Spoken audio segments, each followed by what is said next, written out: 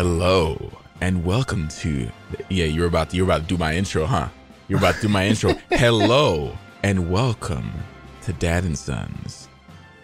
I thought today we have do we have stuff to talk about? No. Yeah, we do, but I thought it was my turn. You had it last week. You stole it last week. Yes. Did I steal it last week? You did. You remember that whole 6 months where you kept saying that it was your week and it was my week? Not this time, George. Last time we had the schedule. Yeah, no. Okay, fine. I'll just shrink down in my little shitty corner. Do you remember when we did foreign languages? Good times. Oh my According God. to the people who speak those languages, those were bad times. Hey, I'm white and English. What do I care? You have the whole world taken over. Shouldn't you have good old-fashioned colonialism? Yeah, I guess that's the strategy. Just make them speak English. Yeah. Actually, come to think of it, isn't that exactly what happened? Ugh, that's actually scary. Anyways. Mm-hmm. That's what. Having watched The Crown recently on Netflix, it's terrifyingly apparent. Yes. The Crown. My gosh, I can't get into those types of shows, man. They're so. The Crown is all right. I don't like anything like Downton Abbey or anything, but The Crown actually is pretty good. It's very good acting in it. So, but I've only watched like 4 episodes, so I could get into Handmaid's Tale. I get a little bit. That one scared me.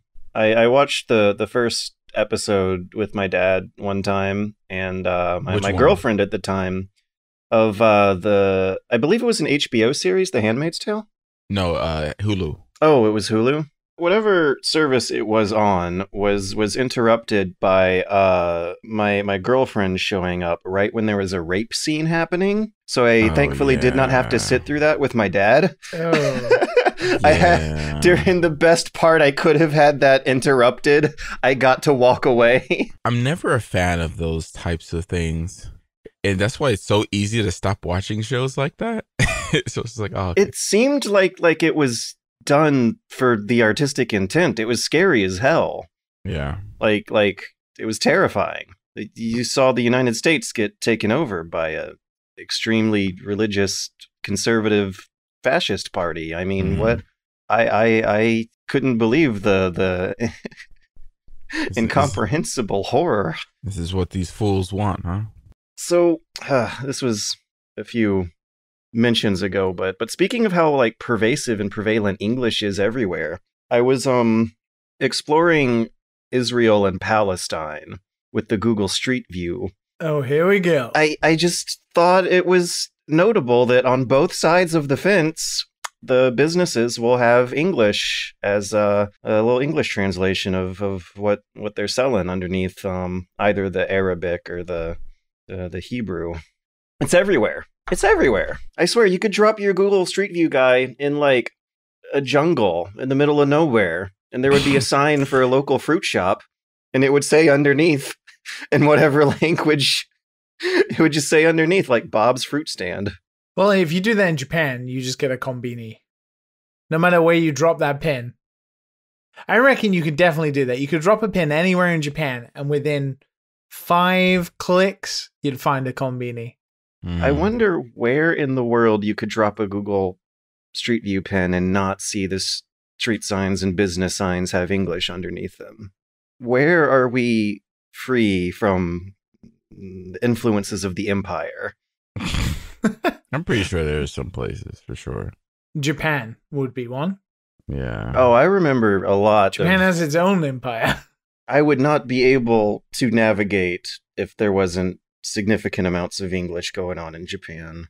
Japan's English is because of business and also American democracy, I imagine. Oh, that reminds me. Nintendo Land is finally opening up. Is it time to go to Japan now?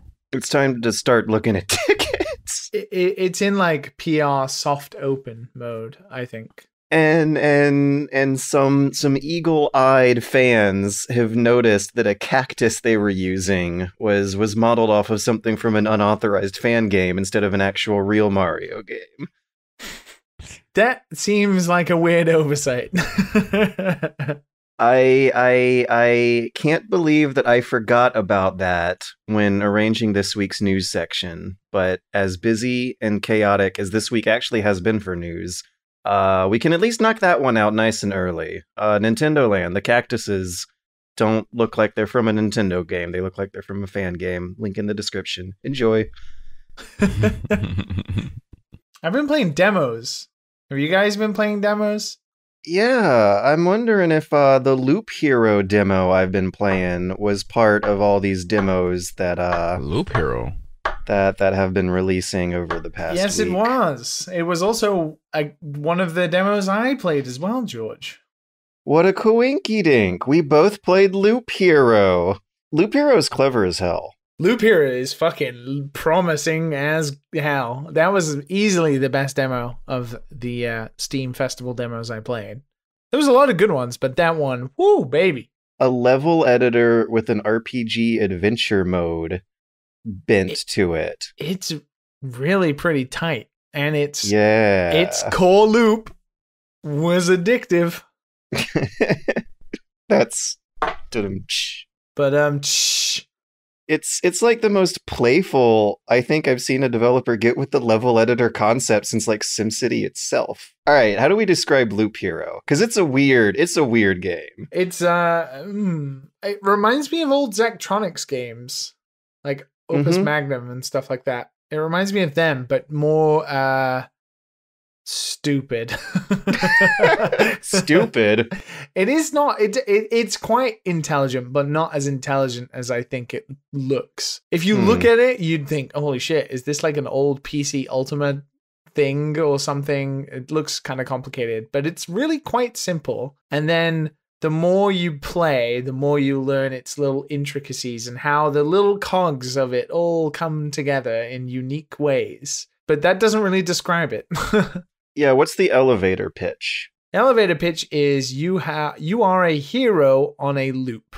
The loop is like a random path, looks like maybe a Scalextrics track or something. And this tiny little hero walks around in this loop in a pitch black, like basically the void. Abyss, the Nothing. void. Very, very Russian. The whole universe has been destroyed. Yeah. It's by Russian developers, yeah. Existentialist dread. It's about being trapped in the eternal winter. Yeah. And then it automatically moves and you can pause it at any time. And then you end up in battles of enemies that spawn on the map. And then those automatically resolve themselves based on what your stats are. And for every time you kill an enemy or for every time a day passes, you get cards. And each card has like tiles that you can place down on this loop or around it. And each one has like a positive and a negative. For example, you can put down a grove card, like a marsh. And while it might give you HP and it'll give you resources, it will also spawn enemies like wolves. And then you need to fight the wolves, but you gain the positives of it. And the idea is that you're building up this little board, you're rebuilding the world to gain resources to then keep building up the roguelike element of it, which is the metagame of building a camp and trying to reforge the world or re-remember the world. And your little hero keeps going around on this loop. Every day passes and you heal at a camp. And you get better gear and you can quickly equip it. And it all happens pretty quickly. Within like 10 or 15 minutes is essentially like a game. And then all the while, this meter is building up towards this skull. And after maybe 6 or 7 loops, I think, in the demo, the skull meter fills up and then basically Sans from Undertale comes to kill you. Dude, that is Sans. It's a blue skeleton. It's a skeleton with a blue coat that has like white fluff around it. It is Sans. It's 100% Sans. I would bet my life on it that they were like, we'll just make Sans. Somebody will tweet this and it'll go viral. And behind the monitor, they're just yucking it up, going, yeah, of course.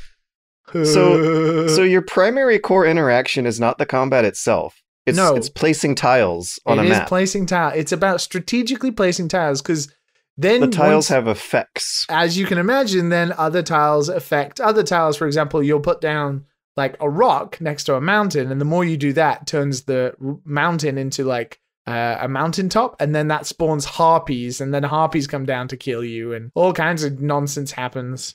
And since they have the positive and negative bonuses, you got to get strategic about placing them next to each other and combining their effects. Yes. So, like, the meadow that spawns a rat wolf can be placed next to, like, a marsh that will slow the movement down, or next to a lantern that will speed up your combat. Your movement. So you'll, like, strategically place the lanterns next to easy enemies, or the marsh next to hard enemies. And as the level goes on, I don't know about you, but I was, like, really struck by a feeling of magic when I noticed that I was building a mountain range. Yeah, Like the placement of the mountains kind of makes a geologic sense, and it folds into the story of, like, your character remembering what the place looks like as you go on. Yeah, it's clever as hell. It is really clever, and it's really interconnected, and everything is there to service the other things. And it's great because even though you're laying down the cards and choosing to put spiders and wolves and skeletons in front of your hero, you can choose to not put those cards down if you want, but the punishment is that you don't get any resources. And the whole idea is that you get the resources from whatever the card is. So if it's a cemetery, rock and stuff, but skeletons spawn. So the idea that you were trying to balance the positive with the negative and trying to understand what it is that will gain you a successful loop, and also trying not to get killed. But even if you do get killed, the punishment is that you lose you save 30% of all your resources. So the idea is you try and keep pushing, and then retreat when you get to camp, when you can. Because if you embark on another loop, you have to keep going around until you get back to the camp. It makes the map blank and black and nothingness again. And you have to fill the map up to get to the boss. Like, you have to curse yourself and overcome in order to progress. And and the loop, every time you die and go back to camp, or if you retreat and stuff, the loop starts again. Like when you jump back into explore, and all of the tiles you put down and the loop, like, how would you describe it? Like the loop's geometry? Because it's not a circle, it's kind of just a repeating weird track. It's what's a synonym for loop? It's a band. It's a band. It's an oddly shaped band. Track. And it will have a random shape again and a random size, and it's pretty damn good. I was very impressed by it. If I had a criticism, is that the pixel text they use is really hard to read and really stupid. Fuck. Yeah, I was just about to say, like, a streamer that I was watching play it earlier called it ugly at their first sight, and I was not getting that for some reason. I think the game looks gorgeous. Like, it has a real texture to it. I feel like I could rub my finger across the screen and feel what these pixels are trying to represent. Yes, it is hard to read and not very easy because the game doesn't do very well to onboard you with what's going on. I mean, even at some point, like towards the end of the tutorial, in what I imagine is Great Russian sense of humor, it says, now that annoying tutorial is over, you can... And it's like, well, you know what? If your tutorial wasn't annoying and you just made a better tutorial, it would be fine. But the text is also hard to read. But once you start getting into the game and you start playing, man, it is good fun. I'm really looking forward to when it comes out to play. Yeah, we already have some, like, solid fans of that in the Discord. Helmut Schmidt brought it to me. Yes, I played it on stream with everybody watching, and it was not as high pressure. It's kind of hard to keep track of what's going on, but it's kind of almost zen-like, very relaxing. Because you can pause it. You get your cards, pause it, lay all the tiles down, let the guy go. Then, see what armor you get, keep changing the armor quickly. I like that also. When you play roguelikes, you tend to stick with, what you go for in a build, right? But the game keeps asking you, because you keep getting shields and armors of different levels and also that have different effects. Like, it keeps asking you what you want to do, whether it's like you want to put stuff into evasion, or you want to put stuff into countering, or you want to put stuff into magic damage or vampirism. I always picked vampirism. See, I started picking counter and damage all. Because it meant that whenever an enemy attacks me, I just attack all of the enemies back. Well, I would save the damage alls. But I never saw the vampirism do enough to really push me into getting that I would put it on for the easy enemies and take it off for the hard ones. That's a good idea. Like there is a degree of planning to it, and I'm curious how the full game plays compared to the demo. Especially when you look at that big screen of how much stuff is locked up.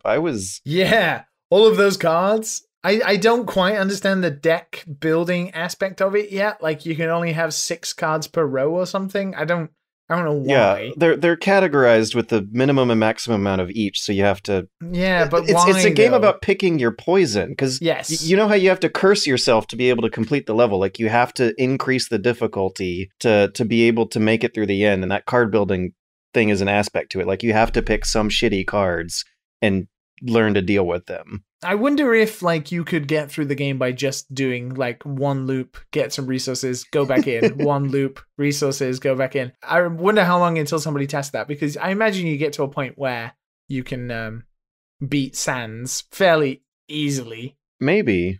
But you have to put the tiles down to fill the meter up, right? That is true. But yeah, I think you and I both enjoyed Loop Hero. Yes, I would recommend it if you can download the demo right now. Give it a shot. The star of the Steam Festival here. I think so. There was a couple of other demos I played, but that was easily the strongest one. You think any of the others were worth a mention here? I mean, yes. You Suck at Parking was good fun.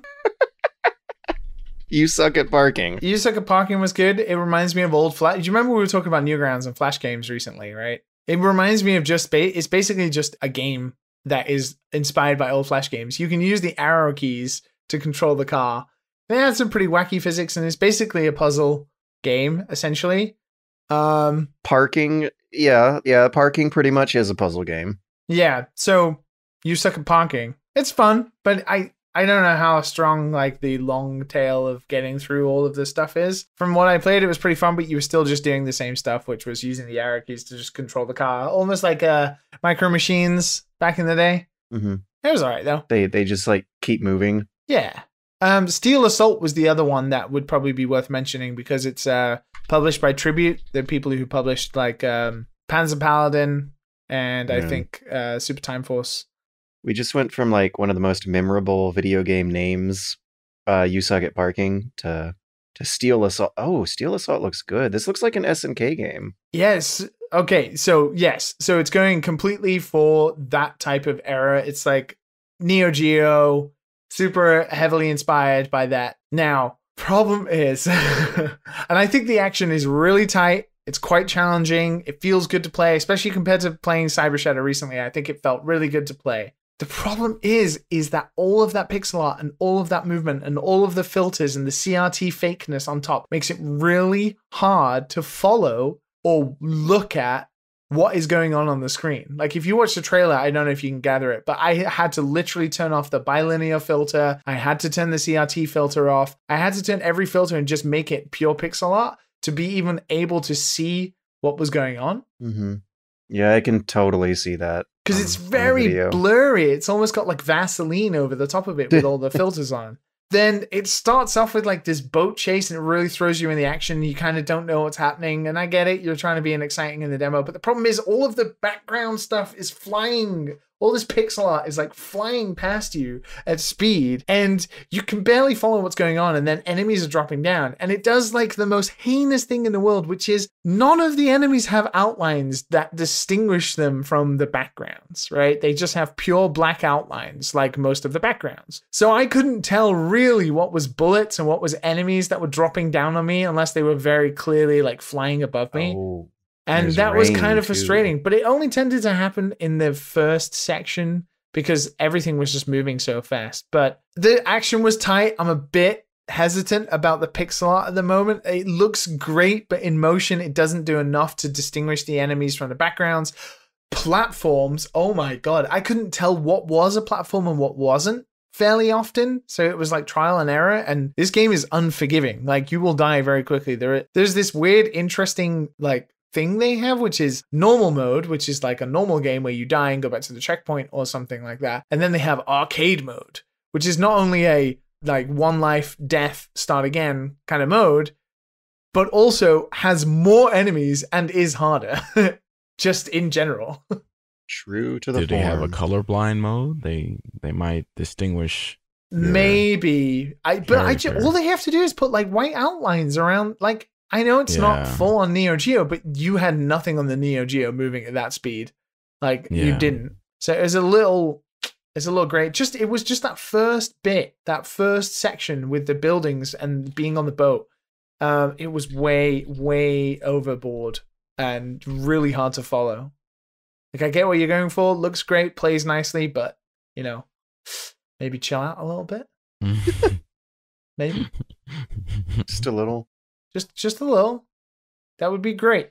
I played Windjammers 2. That was all right. It was good fun. But yeah, Steam Festival. I'm liking it.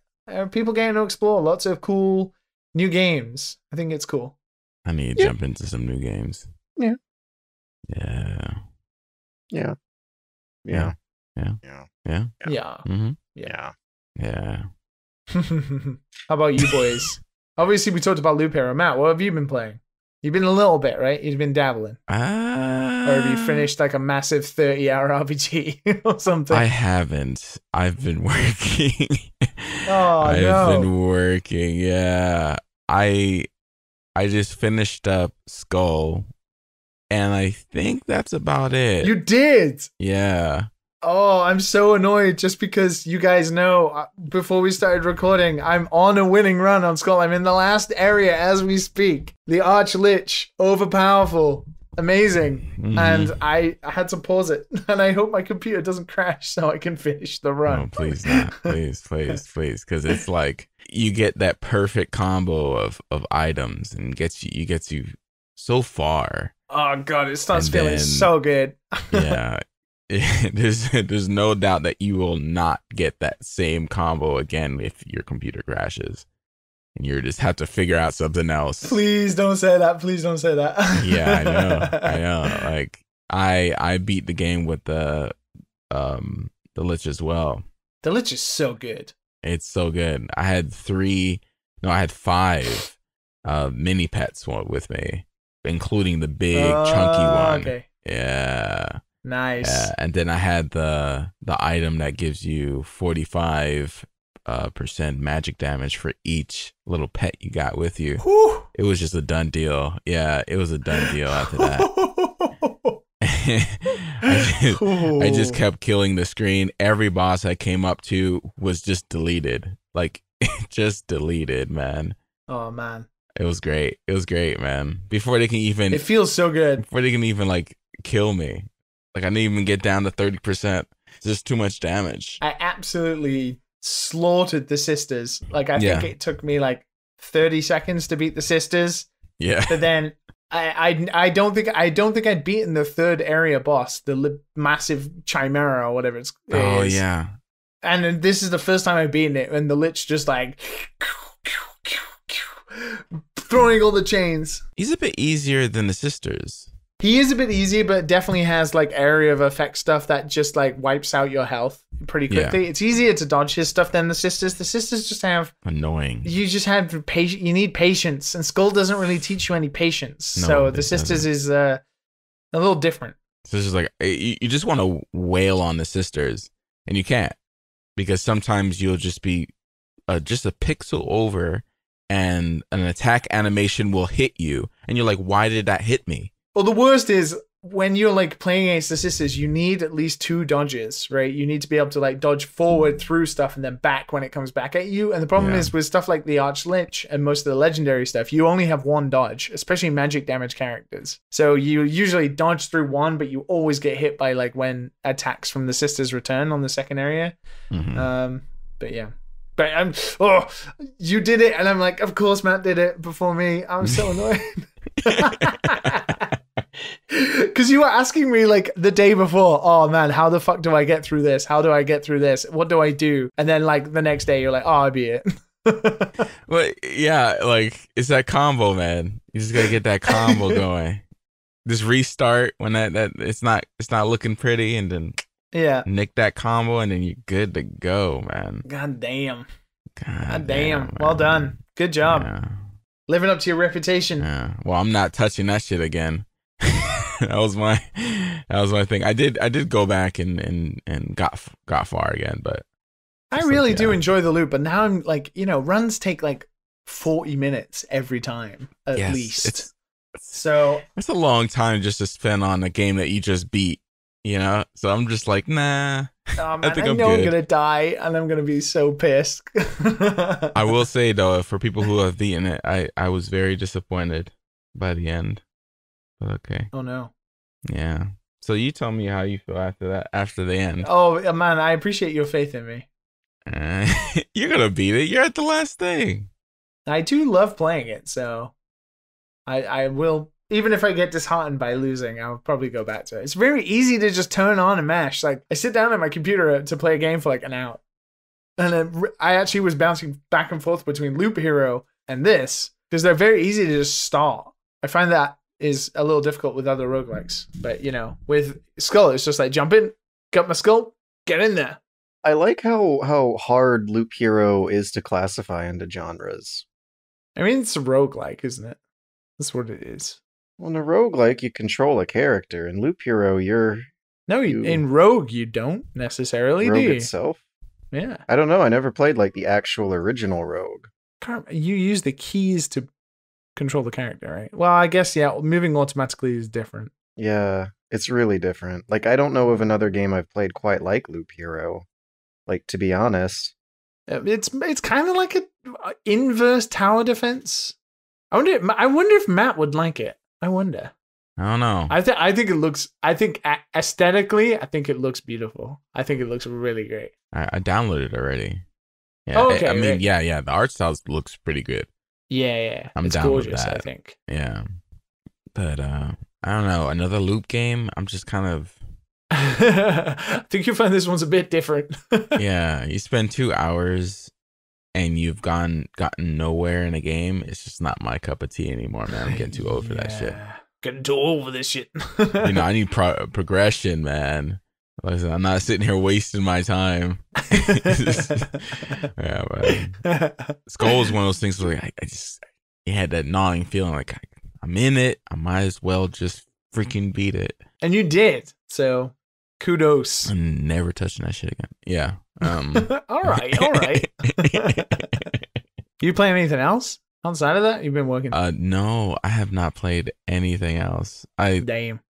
I was looking at Hitman 3, but man, it just looks like the same thing, and I'm just not. I don't know what it is, man. I feel it tiring, just getting dropped into the world and being like, all right, well, you figure shit out, and you're just going around and they'll give you some hints to where to go, and you just kind of put shit on. You take your little camera out and scan some shit. Oh, you opened the window. Oh, good job. I don't know, man. It's just not I don't know how to make it clever for me to enjoy it, I guess. I feel like if I'm going to spend that amount of money, I have to know, I think it's definitely like a George game like that. Like George will make that fun. He'll make I would watch George play it, but me play it myself, I don't know. I will put the Austin Powers music on and use only frying pans.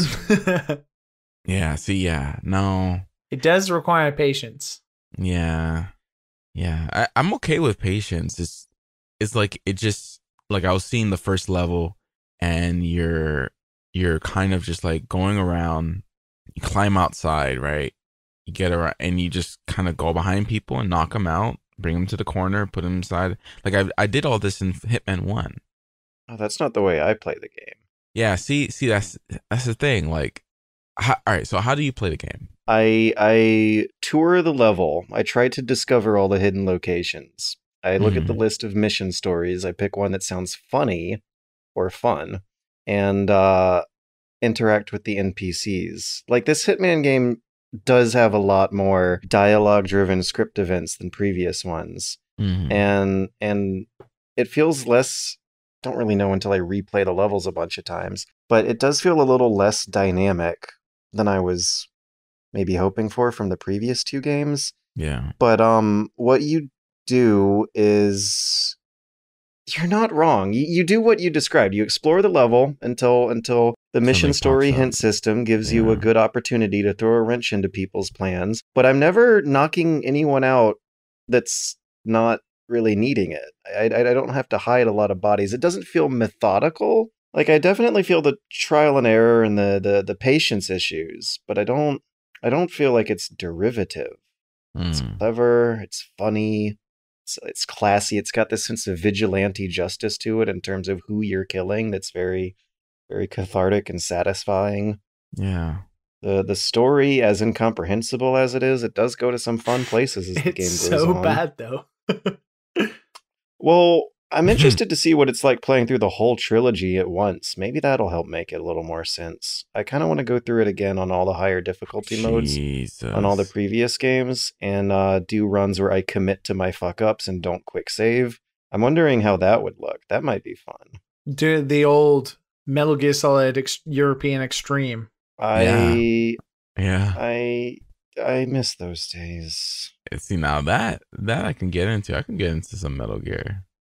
That I can get into. Does it feel like Metal Gear to you, George? Or is it just like, are they two different things? They're two different things, but I feel like it appeals to me because of Metal Gear appealing to me as well. Honestly, I feel like this Hitman trilogy may, as I grow older, be remembered as like some of my favorite gaming memories ever, because there's just so many good levels between all three of those games. This Dartmoor level in England in Hitman 3 had me cackling like a witch throughout the whole process. I do think that level design is pretty fucking sweet. What did you think about the first level? The Dubai big tower. Yeah. I thought it was fine by Hitman standards. Okay. It's just the next two levels in line are immediately better. Okay. I figured. Because I was looking at it. I was watching someone play and I was like... Another thing you noticed in the playthrough is that kind of linear tunnel sort of entrance they drop you in, where you skydiving and then he hits on a ledge and you kind of walk through a tunnel, scan the door with your camera, like you said, and then you go through. And when you replay the levels, you pick different starting spots that throw you right into the more sandboxy areas right from the beginning. But once you do finish that linear sequence in the story, the game really does open up. It is a sandbox in every level. There's maybe these prescribed optional ways to do it that depend more on the NPC scripting than other ways. But that sandboxiness is still there, I assure you. It's just if the previous two games weren't tickling you quite as hard as they did me, I don't know if the third one will, because it is more of the same.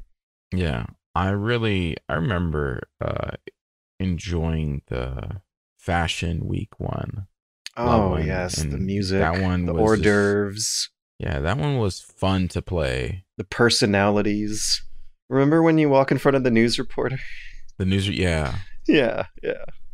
Like getting a sniper, having the fireworks display out in the open and everyone comes out to see it and you just snipe them both. Like, it's just like lots of little stuff like that. That's like that's really dope. Like, I'm assuming it's like that. Yeah. Yes. The levels are lovingly crafted. To the point where like minor NPC characters have fully fleshed out personalities that are reflected in the level design. So in the China level, there's a guy who you can knock out and disguise yourself as, who is a minor NPC, but they like made a point out of giving him a gluttonous personality. If you see him sitting at a restaurant, he spends a long ass time ordering food from the menu. If you sneak into his apartment, which they bothered to make, and listen to his voicemails, which they bothered to put in there, you hear him like calling restaurants, asking them for menus to figure out where he wants to eat that night. And then if you look around his apartment, they actually bothered to like fill it up with food and snacks. And I love that they went to that detail for this minor character who is otherwise would have been a complete afterthought. But everyone from minor characters to your targets have personalities. Like, there's a real human side to this game that you never forget about as you go through. It's a George game. I'm loving it. I'm shivering talking about it. I'm smiling. If there's been any indication for people considering the last 3 weeks have consisted of us talking about the same games, Hitman and Skul, this year's off to a pretty strong start, to be fair. Yeah. And Loop Hero's pretty fucking strong, too. Yeah, Loop Hero's really strong. Like, we've already got 3 Game of the Year candidates in here. Yeah. And February just started. Well, Hitman is most definitely going to be yours, isn't it? Perhaps. Did I forget about Hitman 2 by the end of its year? Because that's the problem with early games, is that you forget. No, wasn't it Hitman 2 that was your game of the year? It should. Yes. Oh, I don't. Do you remember whatever. we talked about it for weeks? You were obsessed to no end. Remember Outer Wilds? Dude, those have been the longest yeah. 2 years. I definitely remember Outer Wilds. That was at least 1 year ago. But I'm telling you, the 2 years it has been since Hitman 2, that felt like 5 years. That was a long ass 2 years, okay? Oh my god. Has it really been that long? Oh my god, it has. I think Hitman, the reboot, was 2016. They wait 2 years, make Hitman 2, then make 2 years, make Hitman 3. We've been doing this for a long time. I used to do YouTube videos. Oh my god. That's right. I did do like a little slight review on Hitman 1. And man. everyone loves to like talk about how 2020 is the worst year. It's horrible. But even as 2019 was coming to an end, I remember a hell of a lot of people being thankful and hoping that 2020 would be better because of all the shit that was going on back then. Like I definitely remember the wildfires. Mm-hmm. Yeah. Oh yeah. Police violence. Were the Hong Kong protests beginning in 2019? Yeah, that was a 2019 thing, wasn't it? We're in a different age now. We're in the era of good games and vaccines. God, I hope so. Fingers fucking crossed. Listen, The Village is coming out this year. We got Deathloop coming out this year. We got Far Cry 6 coming out this year with the chicken guy from Breaking Bad. More Ubisoft open world. Woo! I'm 5% salty that Resident Evil 8 demo is exclusive to the PlayStation 5. It's just a tech demo, isn't it? Right? People just walk around a mansion, walk around a space. I wouldn't know. I don't want to watch any videos and spoil it in case it's gonna spoil anything from the main game. But I'm curious to see if like the lady does some weird things in motion in the demo that Probably. I'm pretty sure she does, but Yeah. For sure you like walk through the door or some shit like that and she like caresses you. caresses. Ooh. Okay, I was wondering if there was some moaning or some caressing or maybe a gross, ugly transformation. Oh, they You know don't lean into how it. characters in video games love to moan all the time. Yeah. Yeah. Yeah, like Laura Yeah. Croft. Right. Right. they are quite moany. Even the guys are quite mourning. Ooh. I remember when I was interviewing a voice actor and he described the cue that they actually give you in the studio. They say you're either getting a blow or giving a blow. What? That's how you know what kind of moan or what kind of grunt you should be given is whether or not you're What? giving the blow or getting a blow. You've got to be kidding me. No, a blow like a hit, like a strike. Oh. Like versus. I did not think he meant that either, I Matt. did not think either. I thought you meant straight up blow. Blow. Yeah. Blow. Because he was like, he was saying moaning and stuff. Interesting. Well. Ugh. Is that how you sound? When I get hit. Ugh. When you receive a blow? Yeah, but what about when you give a blow? What does that sound like? When you're giving a blow, I Right, think right. you know the answer to that, George. The squirt is going to clip that. Careful. Laser Suit Larry is loose again. Oh!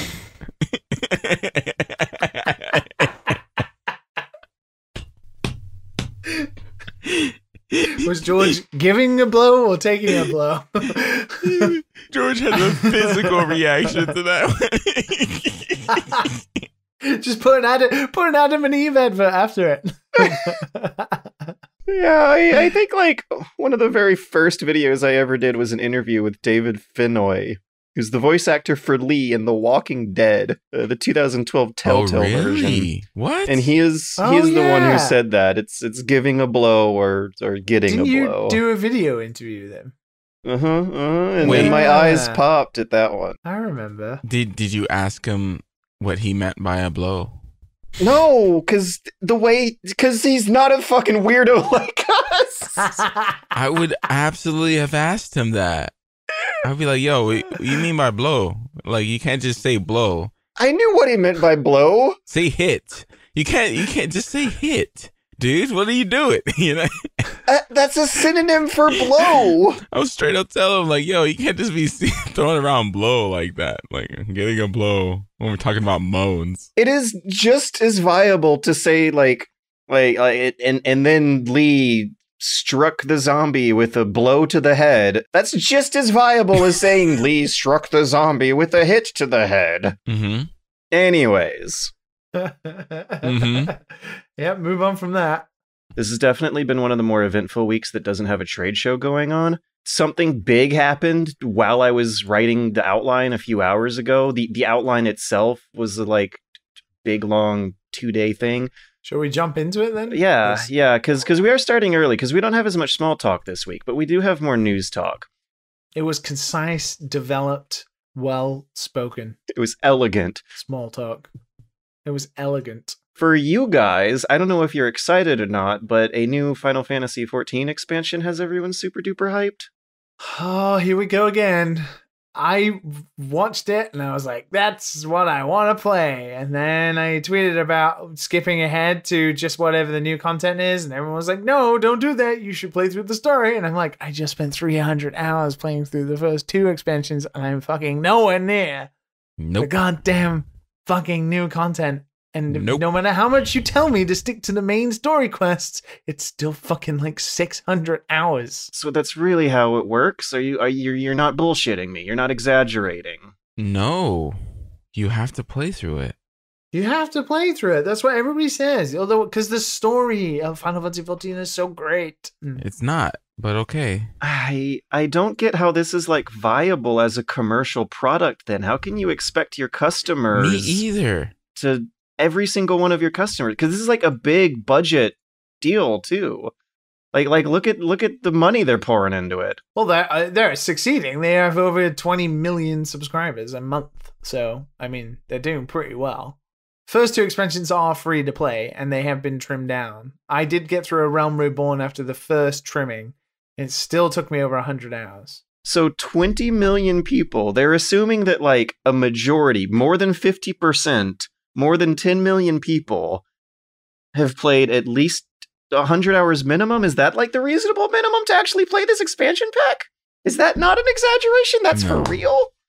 No, that's to play the original A Realm Reborn, right? Yeah. It's easily 50 hours a fucking an expansion. Easily. And that's if you just stick to the main story quests. Let me give you an example. George, I've played 242 hours. I'm just at the beginning of Stormblood. I might have a few missions before Stormblood. There's Stormblood, then Shadowbringers, and then this new expansion. Still, you guys are the 2 people I know who have, or at least used to regularly play Final Fantasy XIV, and you guys are like, eh. I mean, I love it. I do. But I just do not understand how people have time for this. This is WoW all over again. Like, this is an investment. Which is funny because that's what they thought they'd never be able to do. It is easily the biggest MMO in the world right actually now. Became a WoW killer. Playing any other... I mean, nothing can kill WoW, but playing any other game is like... going to stop you from progressing in Final Fantasy XIV, and unless you play it every day for like a year, I don't know if you're going to catch up. It's really intimidating. If you played it for an hour every day for an entire year, then maybe you'll catch up. I don't... But I want to, again, because Endwalker looked great, and everybody says Shadowbringers is great, and I do like the game a lot. I do really get into it when I play it, and, oh, God... I know I'm gonna fucking do it again, and then I'll have nothing to talk about on the podcast again for weeks. And then I'll reach Stormblood, and I'm like, guys, I quit again. Yeah. That's what happens to me every time. Hey. It's a good game though. Endwalker looks great. They're on the moon. It's fucking dope.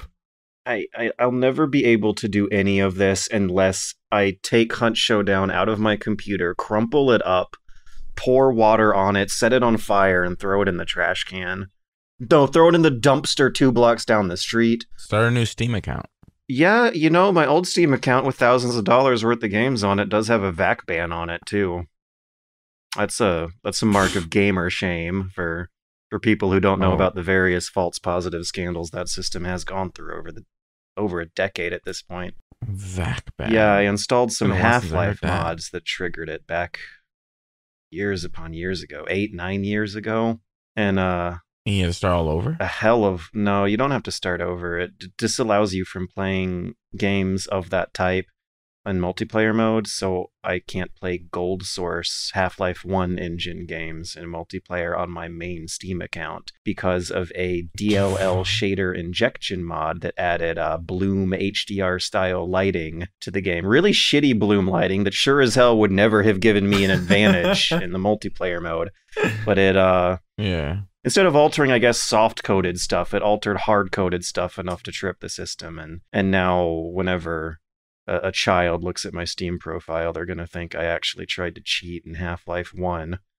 Because if you're an adult, you would remember, like, the Modern Warfare 2 false positivity scandal back in 2012. You might remember the mod in particular I'm talking about. That happened in, like, 2013-14. Yeah, it was a little mini scandal. These things get lost to memory, lost like tears in the rain. I feel like we've lived through a lot of gamer scandals, and this just in, guys, we have news of a new gamer scandal erupting right now. Did somebody get epically pwned? Someone got cyber hacked. Oh my god. Someone got cyber hacked. They were epically pwned. They got cyber attacked by a cyber hack. Their cyberspace has been cyberjacked. CDPR, which can be pronounced as SIDPR, got cyber hacked. Oh no. Like what, 3-4 hours before we started? They've had an extremely bad month. CDPR in the very, very bad month continues to roll on and on and on. They released a statement on Twitter saying that they have had some systems that have been compromised and then were re-encrypted. That the hacker changed their password back, I guess, is what this means. They have some backup devices that they are restoring some functionality with, but it still looks really, really bad. They posted a text file from the hacker that is something. It begins with, "Your have been epically pwned." It's, wow. If I was writing that in text, I would put Kill sick me. in parentheses. I kind of just want George to read it because it kind of sounds like something George would write. Wow. Like, ironically, in a video. You've been epically pwned. Wait, what would my hacker name be? Weedman. It's in Weedman, yellow. of Okay. course. This is Weedman DNS 6969. Your have been epically pwned. We have dumped all of your documents relating to accounting, administration, legal, HR, investor relations, and more. If we will not come to an agreement, your source codes will be sold or leaked online, and your documents will be sent to our contacts in gaming journalism. Your public image will go down the shitter even more, and people will see how you shitty company functions. Investors will lose trust in your company, and the stock will dive even lower! Exclamation point! You have 48 hours to contact us. Man, Cyberpunk got hacked by the Colonel from Metal Gear Solid. This is pretty cyberpunk, right, guys? It's pretty fucking shitty is what it is, but oh well. Adds to their misery even more. They released a statement side by side next to the hacker's demands, saying that the compromised systems did not contain any personal data of our players or users of our services. So I guess the players and the users of our services might be okay. But even before that, I don't have this on the document, but even before that, when they started releasing mod tools for the games, there was some controversy over security vulnerabilities being included with the release of the mod tools. So even though this is like the big CDPR news of the week, this is still stealing the spotlight from like some other smaller stuff that was going on the way here regarding network security. I mean, this sucks because it seems like most of it is their accounting details. It'll be information about staff members. It's not cool. Like, imagine if the dump comes out, right? And you are a CD Projekt Red employee and you can read all of your personal details and maybe reports about your work and your colleagues and all this kind of stuff, your financials. fuck me. This is just so. Whoever did this, get fucked. Honestly, like CDPR, of course, not in everybody's greatest mind frame right now, and this only affects like right now. They released that shit. Okay, I'm sorry. I have to be that guy, right? Yeah, but the only people who get fucked here are the staff, right? It's right. their details and stuff like that, right? Yeah. So, I mean, even though I found it weird that I saw on Twitter people being like, "Lol, CD Projekt Red, get fucked! Like you got owned." It's like, no, that sucks. No, like no. Imagine you. I'm pretty sure kids are saying that shit. So imagine your mom working at CD Projekt Red. She has no control over how shitty they're making their fucking game. You know, she's probably doing some art or whatever. What she deserves to get her stuff, her salary, her salary cut. Details. She doesn't deserve that. Maybe the reports, like her work reports, about her performance or whatever. All this kind of crap. No, man. Why do they give the hacker a spotlight by putting his text file out there? That is weird, though. That is super weird because I don't like to absolve themselves. Or maybe just to because people will start speculating that it's an excuse as to why something is something. And so I imagine they were just like, yeah, Pixel didn't happen. Exactly. I feel like it's weird. We're a victim of a targeted cyber attack. Like, it's just, I don't know. Like, it just seems that everything just seems weird to me and off. I mean, yes. Hopefully this is not a lie. Hopefully this is just being truthful and they're trying to spin a tragedy. Can you imagine if it was? Oh my God. Oh, they would never recover. Yeah, they would never recover. Like, hopefully they're not trying to just capitalize on a tragedy, right? On a crisis. Can you imagine if they did and they wrote epically pwned thinking that's what somebody would write? It's as good as the writing in Cyberpunk, to be fair. We haven't talked about it, but they also released an apology for the state of the game that threw the QR team under the bus. QA. That's what you knew what I meant because you said it right after. I do, but I just wanted to make sure anybody who was like, QR, did I miss that piece of news? Like, for them to recover for what they did in Cyberpunk would have to be a lot. Like, if they lie about this, it would be... What if in a couple of years we start seeing a remastered Witcher trilogy come out? Oh, please no, please. When they need money badly and are riding off of the downturn of some bad releases. And what if hypothetically speaking, when releasing this trilogy of beloved classic 6th generation RPG games, they decide to take out everyone's favorite butts from it? I mean, they'd certainly definitely keep Geralt's in, but I don't know about all the females. What kind of segue would that be, right? That's the segue into the next stupidest story of the week. Talking about studios people don't really like. So yeah, BioWare's not doing too hot these days either. BioWare is also reeling from a reversal in public opinion and fan love after Andromeda and Anthem both. Anthem is going through a review, apparently, at Electronic Arts. They're deciding whether or not they want to save it or shelve it forever. Yes. In the midst of that, BioWare needs money badly, so they've done probably the smartest thing they could do in this situation, and they are remastering the Mass Effect trilogy. They're redoing the combat, they are improving the combat and the driving and the UI in Mass Effect 1, which is making a lot of people happy. Yes, please. Releasing some new textures, lighting, and geometry. The screenshot comparisons they've released generally look pretty cool. There's some jokes to be made about the J.J. Abrams lens flares, but otherwise looks like a solid upgrade. But it's definitely not like a remake. Apparently they lost some source code to some DLCs for the original games. They aren't including the Mass Effect 3 multiplayer nor the Pinnacle DLC for Mass Effect 1, which was remembered as being fairly skippable. However, the Mass Effect 3 multiplayer wasn't. That got high notes, and I do regret that I missed that boat. It would be cool to be able to experience that again, but I guess that was the wave-based multiplayer, right? Did you guys play it? I don't remember if I played it on release or there was a beta beforehand I played. I can't remember if I did enjoy it. Can't remember. People really did.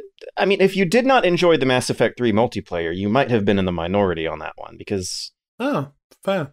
I'm not sure if I did or didn't. I remember one of the maps really well because it reminded me a lot of a Halo map. So possibly, like of all the other issues that the third game had, the reviews definitely said that the multiplayer was like a shining part of that package, and I definitely saw a lot of regrets that they weren't bringing that back for the remake. But they are also gonna have FemShep be your default. They are re-rigging the skeleton of her to not have such masculine motions in her animations as well, which apparently was the situation beforehand.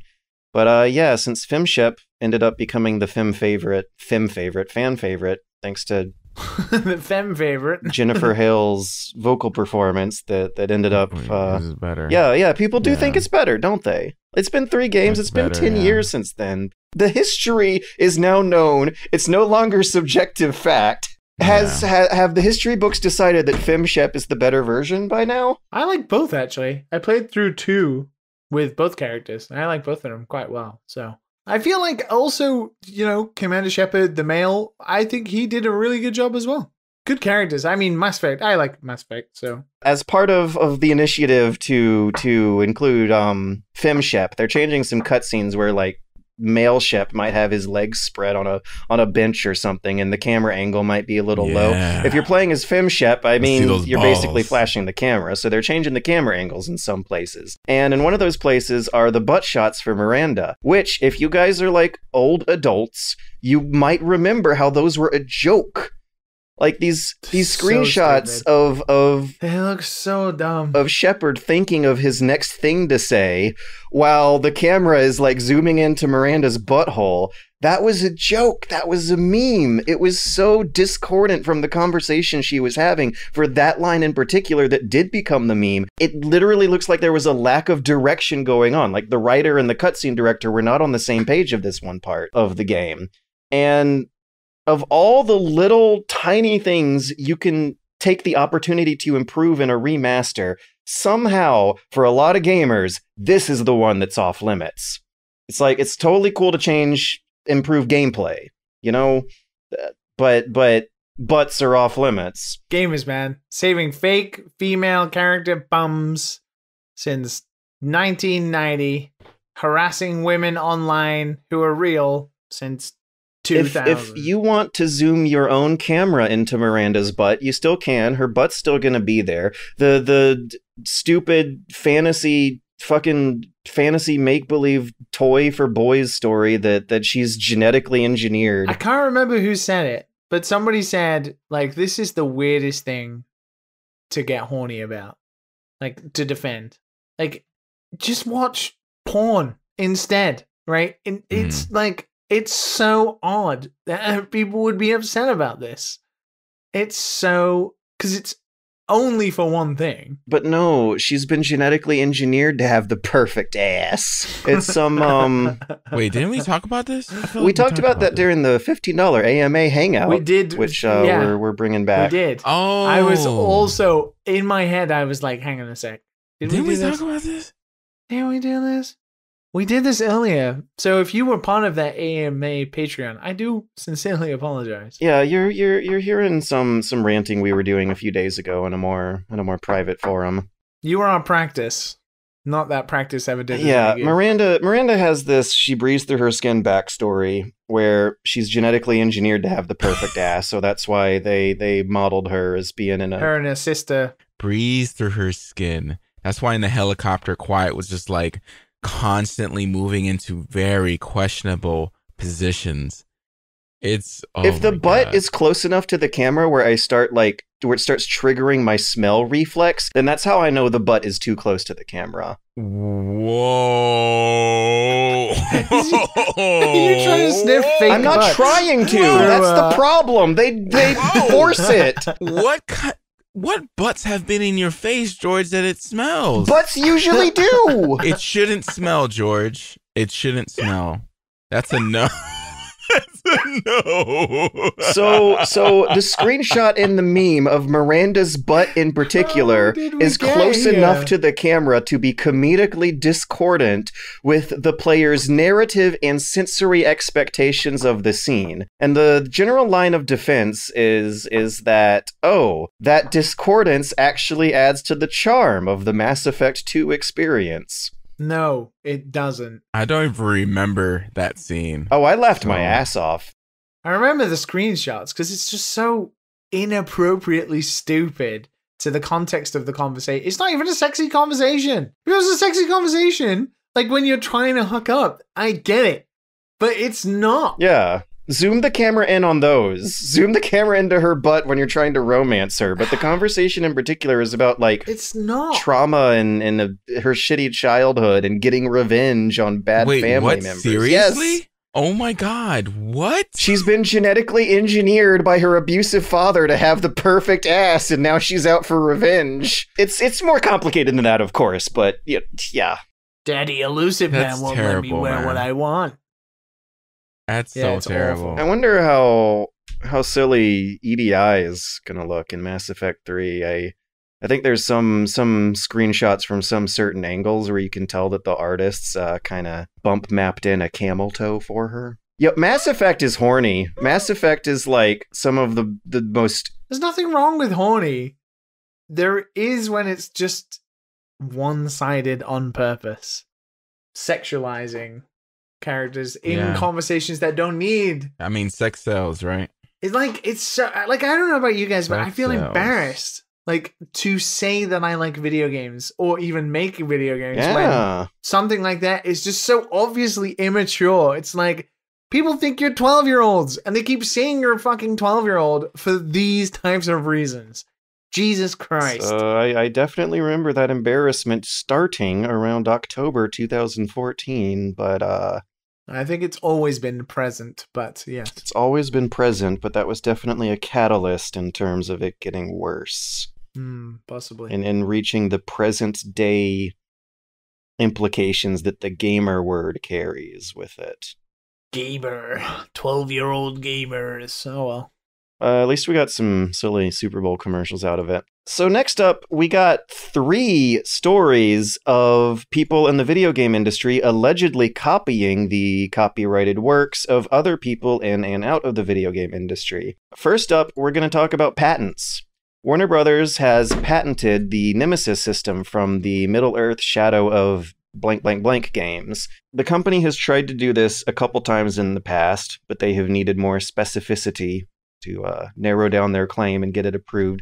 They also have had it rejected because other games have had similar systems to this. But the language that the patent office finally settled on was one that described this system as featuring procedurally generated NPCs that exist in a hierarchy and interact with and will remember the actions of players, have their appearance and behavior altered by players, and whose place in that hierarchy can change and affect the position of other NPCs in said hierarchy. Depending on how hard you want to think about it, that does describe some systems in some other games, and some examples I'll bring up later. In layman's terms, that is describing the Nemesis system. If an enemy is going to kill your player, then when you respawn and come back to the game, that enemy is going to get a promotion to a captain. They'll have some scars on them or some burns, depending on what sort of fight you guys were in. They'll have some weaknesses. They may be traumatized by what sort of attacks you used, or they may be emboldened by it and better defending it next time. They procedurally give these characters a personality and turn a grunt that kills you into a mini-boss, follows you around, and some cool drama happens. It was, a beloved part of some games that otherwise, I think, had some issues working through it. But everyone loved the Nemesis system. The Nemesis system is supposedly the best part of both those games. Definitely. So they've been trying to fill this patent out since 2015 and finally gotten it. I think it's important to note that since that has happened, some Assassin's Creed games have come out. Assassin's Creed Odyssey had a mercenary system that featured named mini-boss type characters following you around persistently, and I don't believe that it was as robust as the Shadow of War system, where these mini-bosses would have, like, procedurally player-influenced weaknesses and scars and cosmetic appearances, but it was like an attempt to capitalize on something that's already popular. Can they do this? Evidently. This is some bullshit. It's happened Yeah, it's a couple times in the past, and both of those stories are usually not great stories. The previous examples I was going to give of other games that the system describes include stuff like Crusader Kings, a system featuring procedurally generated NPCs exist in a hierarchy and interact with and random actions of the players, have their appearance behavior altered by players, and his place in that hierarchy can change and affect the position of other NPCs in said hierarchy. That describes everything you do in Crusader Kings. Everything you do in Crusader Kings is shaping characters into a player interacted mold. It also describes a lot of the social gameplay going on in The Sims. Yeah, that question of disbelief over whether or not they can do this. Unfortunately, the answer is yes. The longer, more complicated answer is, what are they going to do? Sue me if I make a system that sounds similar? Yeah. They might sue you if you make a system similar. But honestly, I'm wondering what would happen if Paradox Interactive or Electronic Arts sued them. Oh, how those tables would turn. Because their patent language describes already existing gameplay concepts. Yeah. No, this is a weird move, man. This is a weird move. So the implication is that if another video game developer wanted to make a game with a similar system, they would have to get in touch with the sales? Who would you even get in touch with to get a license for a patent? Probably legal. You would have to get in touch with someone on the corporate level with a phone number and an email address not available to the public for a price that could be anywhere from hundreds of thousands to millions of dollars to get a license to make a similar system in your own game. What defines that? Like, what defines your ability to decide what... Oh, my God. So frustrating. There's no such thing as an original idea. And this is so very, very not specifically niche or anything. It's very broad strokes game mechanic that has featured in some small parts. I guess it's just the whole, right? Like the whole of it. If you kill, and then... Do they have to be orcs? Like, could it be any character? Do they have to be specifically orcs? Or Urukai? I don't like this at all. This is a really bad precedent and not cool. I am all for people protecting their ideas. And, you know, even if another company came along and made another similar Nemesis system, like, you know, the Middle-earth games are great. And they are, you know, everybody would be wanting another one from them, right? This is not the way to go about protecting that kind of thing. Our world is built on, like, learning from the past. Like, imagine if Magic the Gathering was straight up was just like, no more card game battle things. I would be surprised if someone in the upper crusts of the Magic the Gathering parent corporation, whatever it is, has not tried this stuff. Like, this is the economic rationale of capitalism in action. I don't know. Wizards owned pretty much like Pokemon and Yu-Gi-Oh at one point, right? Maybe not Yu-Gi-Oh, but they pretty much owned all the other card games, so it didn't really matter. But it's just such bad precedent. We've suffered from this before. The most infamous example I think most people would know are loading screen minigames, which finally had their patent expire in 2015, the year Splatoon had a loading screen minigame, and people were so amazed to finally have something like that again. One of the great ironies of our world compared to our economic model is that loading screens themselves are almost obsolete with the next gen of consoles and their solid state drives. Loading screens have become technologically obsolete in the time it took for Bandai Namco to sit on this patent and only use it for like 6 games.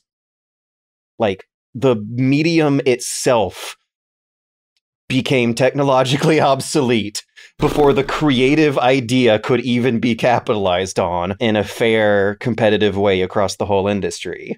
Another example is the arrow above your car in Crazy Taxi that points to your customer's destination. Oh, yeah. The Simpsons Hit and Run got sued over that. It did. Or was it Hit and Run, or was it the previous driving game they made before that? It might be The Simpsons Road Rage. Oh, okay. There was some 20-year-old Simpsons game got hit by a lawsuit by this. there was some drama going on between a company called Illusion Interactive and Sony around the time the PlayStation 3 launched. If you guys will remember way back, the original iteration of the 6-axis controller did not have its vibration features in it. The official line from Sony was that they weren't able to cram the technology in with the motion sensors in the same plastic shell. But a company called Illusion was saying, wait a second, we make this technology and we know how we could get it in there if Sony would talk to us. Sparked some rumors over a lawsuit regarding whether or not Sony was trying to infringe on their technology, not pay their patent, and put their own vibrating motors in the controller. Another example, this one makes me so mad. I've been using an Xbox 360 controller with a shitty gamepad for the past decade. I have not bought another Xbox controller because I technically have never needed one. But oh my god, the D-pad on those things are awful. And do you guys fucking know why? They're awful. Because of some patent. Yeah, Nintendo patented the cross-shaped D-pad. Every other game console up until like 2005 had to have some different shape on their D-pad. Some stupid shape that your thumb gets caught in. See, but I do understand that I do understand that more. It's a singular, very specific thing, right? It is not this broad stroke controller as a whole. It is a specific thing that makes your console stand out, all right? I don't think this applies to the Nemesis system in its entire complete workings and all of the different elements that make up the Nemesis system, and I'm not sure that ultimately is something that you can just be so like, oh, I own this, nobody can do this. Whereas with the D-pad, even though it's shitty, right? Of course it's shitty, but I understand that it's a single thing that makes that controller better. I don't know. It's more tangible, shitty, but it's more than software patents. Way more tangible. Someone out there has to know the answer to this question, but for some reason I feel like the right kind of people aren't asking it. And that is, why is this stuff not already protected by copywriting the source code, which gets automatic copyright protection as soon as it's made? Source code is automatically protected once you make something. And source code is not an idea. It's not. So the Nemesis system is in that source code somewhere, but why would it be different from a patent? But I think this is a patent on the design mechanics, right? Like you can patent blueprints without actually building the machine, right? Right. And that's actually a big, huge issue and has created an industry of patent trolls that don't do actual work. So then I think this is similar to something like that, right? This patent is for the Nemesis system, not necessarily the code that made the Nemesis system. I imagine it's the specific design. The patent covers a system featuring procedurally generated NPCs that exist in a hierarchy and interact with and will remember the actions of the players, etc., right? I think it's the system itself, not the actual, the source code of it. If you see a video game idea that you want to iterate on, but you're worried, you can remake the idea so long as the code is different. You're supposed to be in the clear, right? Yeah, yeah, but like this was the point of contention with the John Carmack Oculus lawsuit. He was like, no, I made my own code for Oculus. It wasn't the same code as the stuff I was doing for Bethesda, so that should put me in the clear. That was the John Carmack defense. Yeah. Well, this, obviously is going to apply way more than that. It's, if it looks like it on paper, they're going to come after you, it seems like. Fuck. Yeah. It's not cool. So, meanwhile... Not cool. Valve lost a patent lawsuit about a week before this news broke. Yeah. How much news is that? Jesus. This is one case where there might be like a little more of a valid case on the patent holder. So, Valve has lost a $4 million lawsuit against a company called Ironburg Inventions, who were underneath the Corsair Gaming umbrella. They have occasionally sold accessibility controllers for disabled gamers in the past, and apparently they held the patent for having buttons on the back of a controller. That's something that had a patent for it, and that was theirs. How many controllers have done that, though? Like SCUF controllers and... Lots of controllers have done that now, right? SCUF being the major one I think of. Or are they attachable and detachable? No, SCUF, that name rings a bell. That might actually... SCUF Gaming Corsair. That is the company. That is the company, okay, Scuff right. Gaming. Yeah, they're partnered with Ironberg Inventions, who's partnered with Corsair Gaming. And that's actually an important point of the story I wanted to mention, was that's how you know this isn't a patent troll that's not actually not doing work, is that they did make these products, they have sold them, they are partnered with the big hardware manufacturer that has sold. I'm sure we have bought a Corsair Gaming piece of product at some point in our lifetimes. So the plaintiff in this case is not just a patent troll sitting on it. They're actually making this stuff. The patent form has a little blueprint diagram with the controller, and it looks exactly like how the Steam controller implemented its rear paddle buttons. I mean, on the Steam controller, they're like a little bigger and chunkier, but otherwise the design looks just like what they had on their patent from years ago.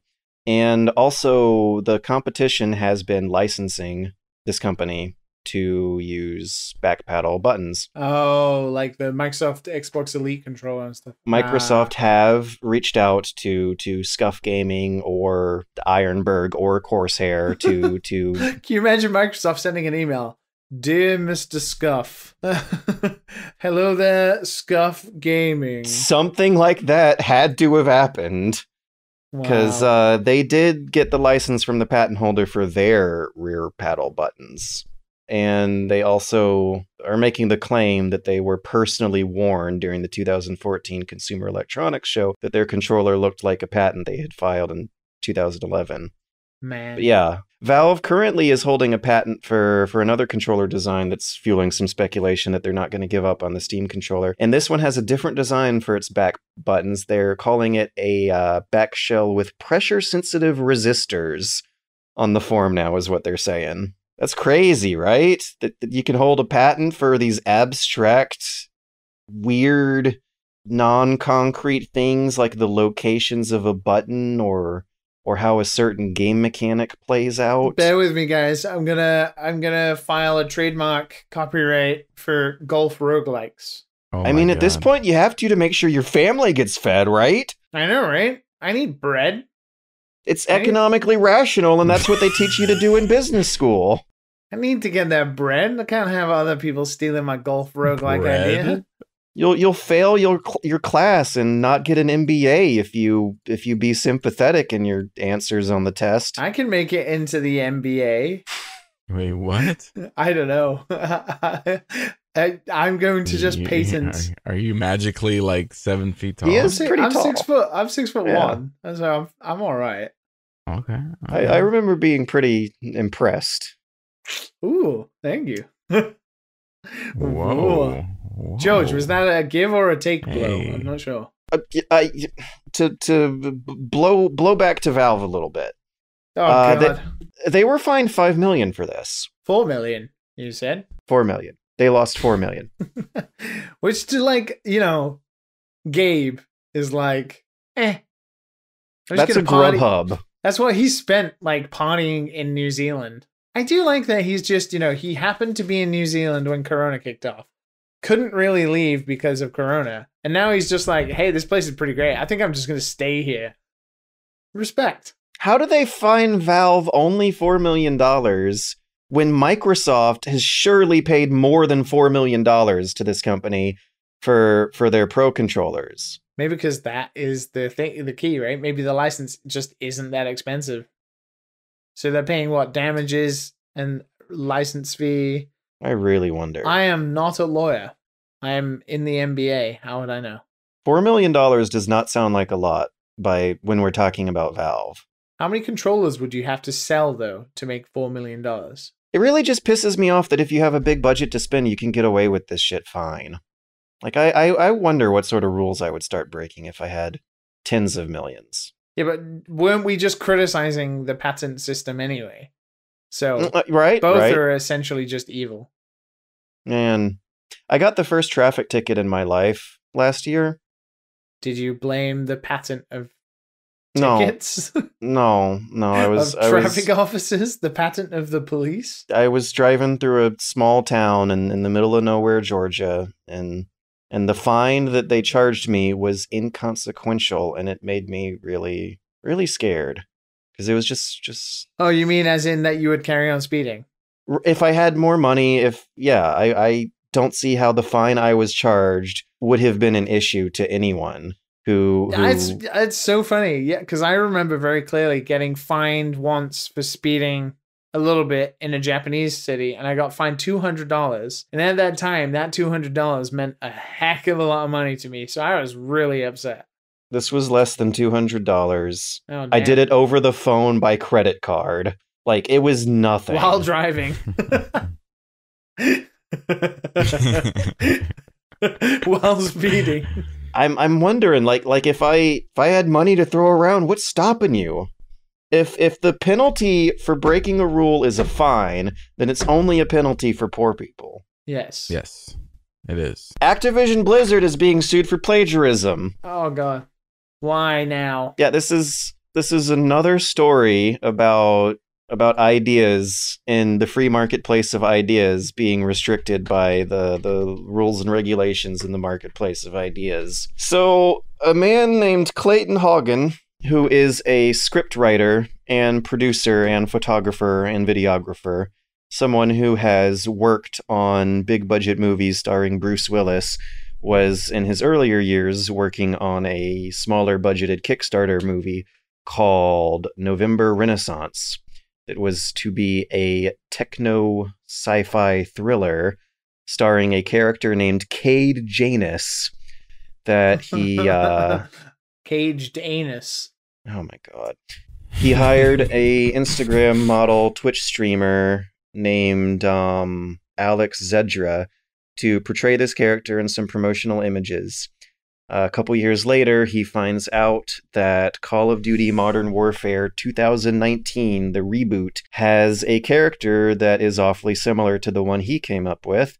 After digging through the game files, he found a picture they were using that turned out to be of his project instead. If you look through the official news stories of this, they do the case a little bit of a disservice, because in the guy's suit, you can see some screenshot comparisons of the Modern Warfare character and his character, and they both kind of sort of look like they're filling the same generic archetype of, like, hot, grimy girl with a big gun, like Lara Croft 2013 type. Her hair is parted the same way, though. And if you actually scroll through the case files that they'll link in these news articles, you'll find better pictures in which they look exactly like what the guy is alleging. Yeah. There are some photos that the game files had hidden deep inside that are kind of photoshopped and altered versions of his work, and that's where the case really looks like it has more legs to stand on. One thing that complicates that, though, is that the file in question is not accessible to players. Would you call that source code? I don't know. It's weird because isn't it just reference material, or is it just straight up copying? It may be, but it's still shipped out in the product they're launching, and I'm sure that's the case that the lawyers will make. Maybe, I don't know. I'm not a lawyer. We play in the NBA. Another factor is that they use the same model. Alex Zedra was being hired by Activision Blizzard when making this character as well. So and the same makeup artist. There's allegations in the suit that when Activision was hiring her, the costume designers and makeup artists were actually saying to get Haugen to lend the same clothing and props they were using for the November Renaissance project. It sounds like reference material gone wrong. I don't know. Sounds like these games are kind of made in a hurry by people who don't care that much. I'm not gonna lie, like, I usually think people are just trying to get a quick buck, and that could be what he's doing, but he has a strong case. I'm not gonna lie. They look kind of the same. I don't know if this character is really, the pinnacle of originality in her visual design, but if he found a JPEG in the Modern Warfare 2019 files that looks like something he made instead of them, he might have a case. Yeah. Very possible. There's a rabbit hole to go down around the circle and the shtick of Alex Zedra 2 that... Why that? Why now? Because apparently there's a subculture of people who are really into skinny, fair-skinned, dark-haired women holding big guns covered in grime. And it has something to do with politics and Trump and and she's shown up in some places that aren't great, but that's not technically related to the case. Oh no. Just like libertarian opportunism may be running through this crowd more so than most others. I'll put it that way. That's the end of the serious news. Matt didn't kill himself. He hung on in there. Sort of, yeah. Sort of. Yeah. All right, let's move on. Yeah, hell yeah. Let's move on to questions. I'm falling asleep here. So yeah, no, let's not give Thomas Mahler the time of day. I mean, maybe someone maybe out there, the anger may have been misplaced, but there may be a point buried deep in the message, but it's a bitter rant. Let's move on. But also don't pre-order games, guys. I mean, Only pre-order Cyberpunk. No, just don't. Only pre-order Ori and the Blind Forest, of course. These products are not No. making your life that much better, I swear, guys. They are not. And I will agree with George. They are Says three not. dudes who do a Games are just podcast about games. them every week. We participate Yeah. society unless we criticize in it. I know, right? Go the contradiction. Well, but no, that would mean we have expertise and experience on the matter, right? Like we've gotten so. Are we not supposed to be that? Aren't we supposed to be? I don't think so, because we can promote a message of more responsible spending that can get away from the hype culture, that can maybe not demonize developers who have put up with some real bullshit of their own at the same time. I'm gonna stop you there, considering my livelihood depends on whether people do or don't to do that. So I'm yes, biased. please splurge on Liam's just game. pre-order Please my splurge games, on that and shit. that's fine. Yeah, just pre-order I mean, Liam's look, game. Not I'll be like Thomas. I'll be George is having an attack. look. Xbox Pass, Game Pass. It's free. This is what I come to the podcast Order for. my game. Pre-order my games. It's my livelihood.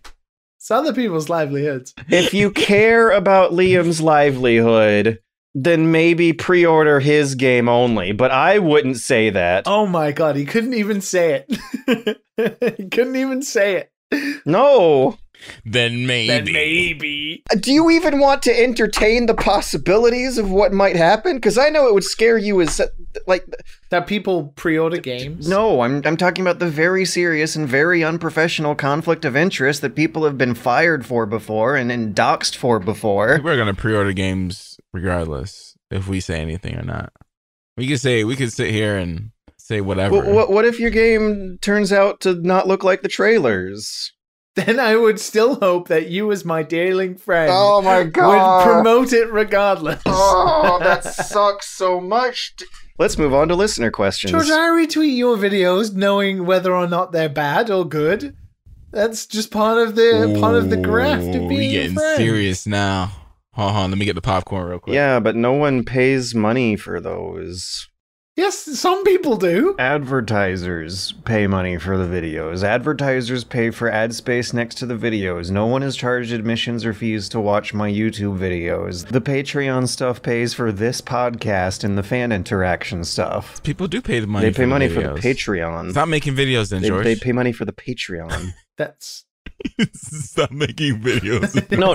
so. What do users pay for the Patreon? A $15 AMA hangout session. Access to our listener Discord where you can ask us questions that we'll answer on the podcast. Are you talking about the Super Bunny Hop server? Are you talking about Super Bunny Hop? If you sign up for the Dad and Sons Patreon, you'll get access to the Dad and Sons Patreon. We're good. It's good. Join us or be damned. Man, that situation is not comparable. Anyways, listener questions. Pre-order our Patreon today. Send questions, and you also don't pre-order it. Like there, you at least get. Pre-order next week's podcast. Next week. Pre-order next month's AMA. Sorry, George. Please go ahead. But the pre-order is the full price. $60 buys so many Rations. CVS emergency clinic visits. Yes, because that's how life should be measured. That misery that Americans have to suffer through. And that's if you have insurance. In a system where you need to pay money for healthcare and food and housing, why the hell is the customer never going to pick the cheaper product over the better product?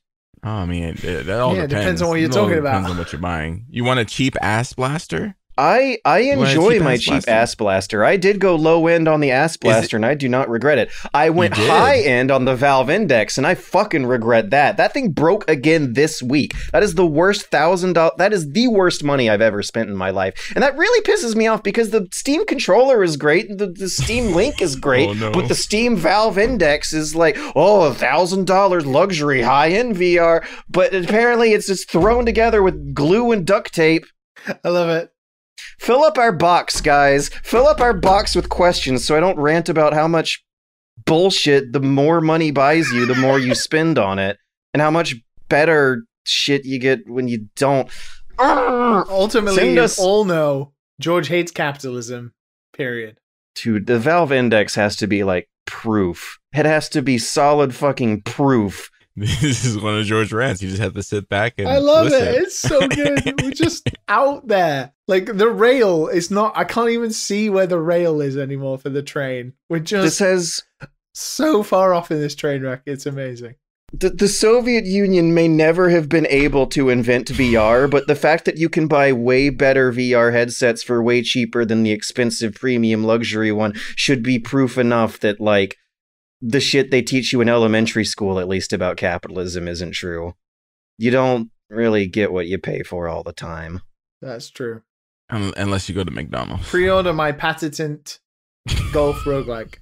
George, do we have any questions? We have some questions, but now I'm just sad. If you'd like to send us questions, send them in to dadandsonspodcast@gmail.com. We're running low on questions and we need to fill up our box. Our box is getting empty, guys. We want to fill up our box. Please fill up our box. Our first question from our box is from Alien P.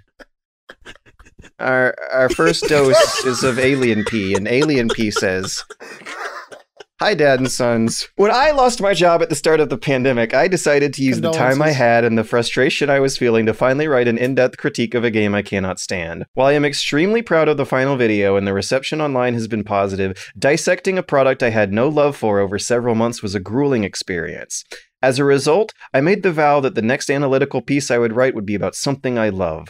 Yet I'm finding it far more difficult to structure my thoughts coherently without gushing incessantly when I love the subject matter compared to when I hate it. Do you feel similar difficulties when writing about things you love versus things you dislike? If so, how do you overcome the roadblocks and manage to organize your thoughts in a way that still feels purposeful?" Gush. Yeah, gush. Yeah.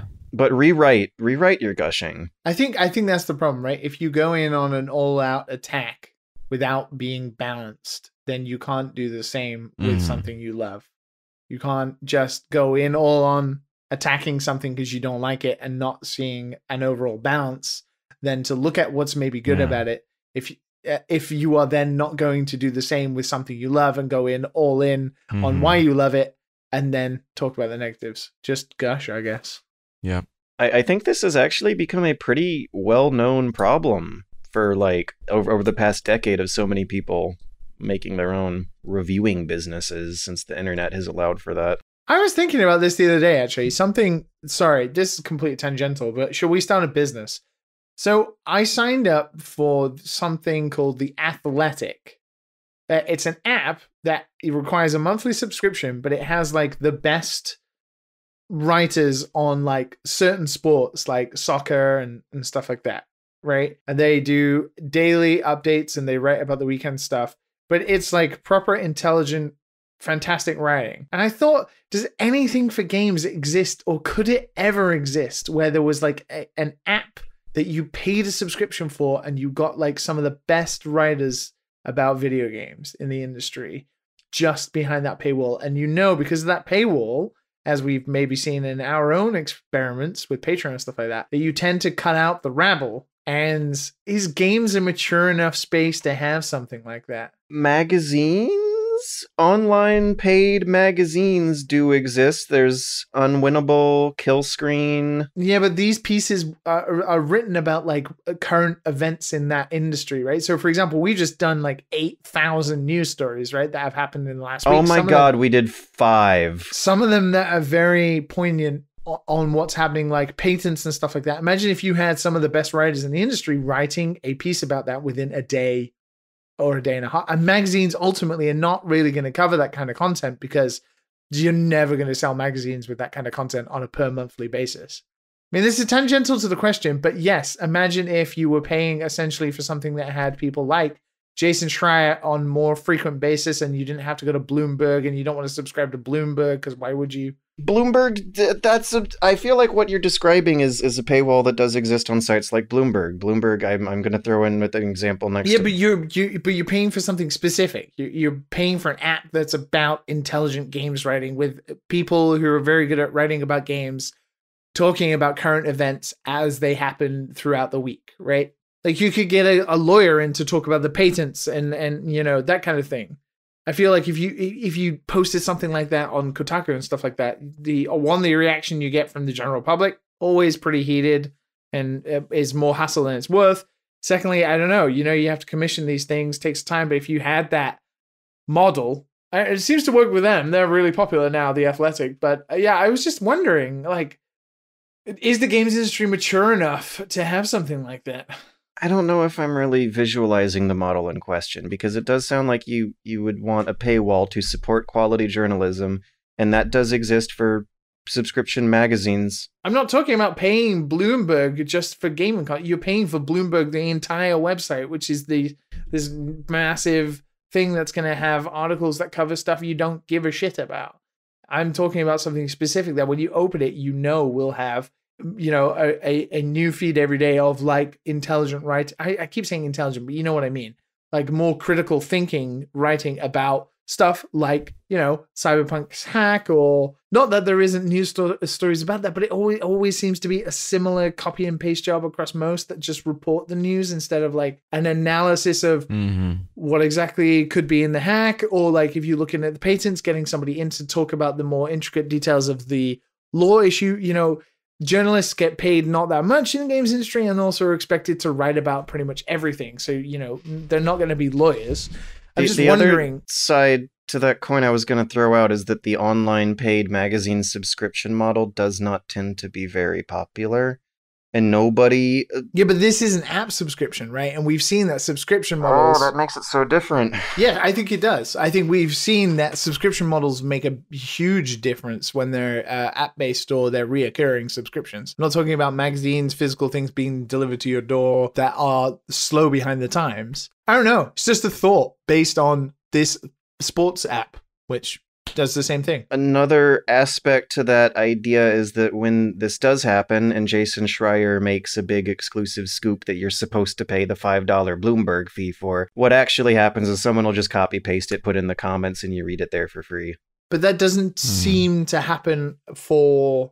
Yeah, I mean, the news would get reported, right? But you're not paying for the news breaking. You're paying for the content, right? The breakdown, the deep analysis of it. When Jason writes his books about the in-betweens of what happens in the studios, right? The contents of his book don't get copied and pasted online. Yeah, I know, piracy, but they don't get copied and pasted on Twitter and somebody just verbatim copies him. That's what I'm talking about. Like the news gets reported out of the article maybe, but the actual content, the interesting part of it that goes into deep analysis about it would be there on the app. Seems to work for them. I just wondered, today, why has nobody done that? Are we not in a mature enough space yet? I don't think we are, because I remember Unwinnable doing some Kickstarter campaigns for paid models that didn't pan out. I mean, it was not on an app. It wasn't the same thing. They're always magazines though, right? They're always magazines. It seems to always be magazines. Like always the games industry do magazines. What is a magazine but an app in paper form? That is a month behind. Okay, that's not current whatsoever. The other aspect to this idea is, how the hell did we get here from a letter about writing positive reviews versus negative reviews from because we were talking about writing about video games. That's why. Oh, okay. Damn. Yeah, okay. Okay, Alien P. Back to Alien P. Damn. Just gush, dude, and then make an app. Alien P, I think, is bringing to light an issue that a lot of people have discovered in the past decade, and that is that writing a negative review is inherently easier than writing a positive review, because as you review the thing, you write down your list of notes, and if you're enjoying the thing, you're probably not thinking about writing down your list of notes because you're not going to get distracted by the thing. You're immersed in the thing. You're invested in the thing. Your mind is not actively thinking about criticizing the thing like it is when you're not enjoying it, and you're distracted and writing your notes. Why is everything on YouTube so negative? Because it's easier. It's easier to make money off of negativity. It's easier to write negativity. Negativity is just the easier way out. Yeah. It is.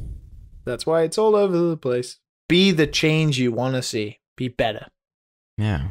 Be positive. Write about that game. Gush about it. Get people inspired and happy about it. You know, it did kind of strike me a little weird that in his rant, the Thomas Mahler guy linked to an angry YouTube rant instead of a more mature and professional discussion of CDPR's issues. Yeah, writing about a positive review is inherently harder. And I have a form that I would fill out sometimes back in the day where I would list decisions the game makes me do and whether or not it relates to the game's aesthetics and the themes and the other decisions the game is making you do. It would really help me narrow things down. I got that from reading a book by Eric Zimmerman on game design.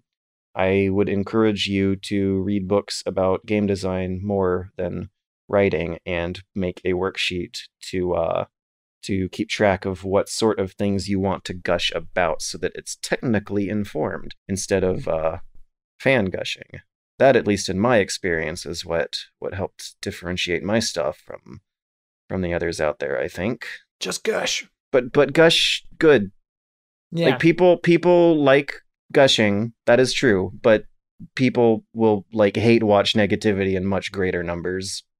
But you will get love if you post gush. People generally have positive reactions to gush, I have found. If you have if you post a negative review, sometimes they'll go back and forth. But if you post a positive review, even the comments that don't disagree with you will still be like, wow, I love it when George is clearly having fun. Just want you to be happy. Thanatos from Discord got in a Twitter kerfuffle, which just means that Twitter was working right as intended. God, I hate that website. A recent Twitter kerfuffle got me wondering, are gacha mechanics for monetization in games always inherently predatory, or might there be a way to make them more ethical or consumer-friendly? Follow-up question, do the same ethical problems apply to collectible trading card games, whether analog or digital? So I don't think I've ever really gotten suckered into gacha mechanics, and I think in order to tackle this question, we should actually define what that word means. For someone who's never bought money on this shit, even though I know they're sometimes attached to pretty good games, but for someone who's never actually paid money for the shitty gacha stuff, I don't think I really know that territory. So my brain imagines that the term comes from a Japanese pun, where it's like, aha, we gotcha. It's gotcha pun. And that inherently sounds like you're exploiting someone out of their hard-earned surgery money. I think it's only predatory when the odds are manipulated in the dev's favor. Like, how can you trust something to randomly generate something for you when it's coded to do certain things? And there are percentage chances in which you can roll stuff.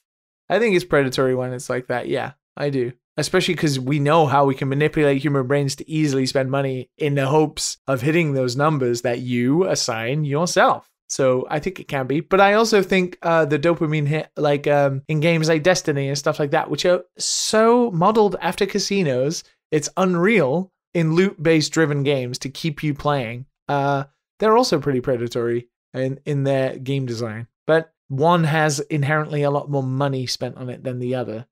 I feel like CCGs or trading card games are a bit different because you can actually seek out physical versions of cards as singles. If you want them, yes, you might have to pay more than the price of a booster pack and stuff like that. In some cases, a lot more. But in gacha games, you can't just buy singular characters, right? The whole point is that you just keep rolling until you get the character or the item that you want. So, yes, I think it can be quite predatory. I mean, they had a system in Gacha Impact where you get these little things, little gems that you can use to buy the character you want, but it's always on a rotation. So you have these characters on a rotation that you can eventually like save up your little leftover gunk to buy from all the money you're spending trying to get that character. It's still kind of ridiculous though, seeing people spend a shit ton of money, because you just, there's no amount of luck that you can get to get all the characters. You know, for that to be okay, the percentages probably would have to be high, or you get a good amount of coin after you don't get what you want, right? Yeah, I think that, and then you can use that to buy. So like there's always like a cap of how much you spend to get the character you want. like the problem is with how games deal with duplicates as well, right? Like how do you essentially reward the player or keep the player going when they get duplicates of stuff they already have, right? Are they able to exchange at least for 50% of what they spent, you know, so they can keep going, or at least aim towards getting something that they actually need or want in the game, instead of just giving them duplicates of what they already have and then them spending 100% full price again on a new role.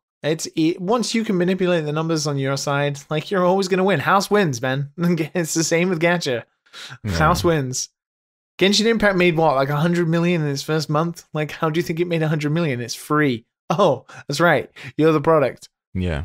Is there any examples of a gacha system that's not predatory that you guys can think of? Ones that have the percentages of the rolls tend to be better, and I think they kind of have to do that these days, but I don't know.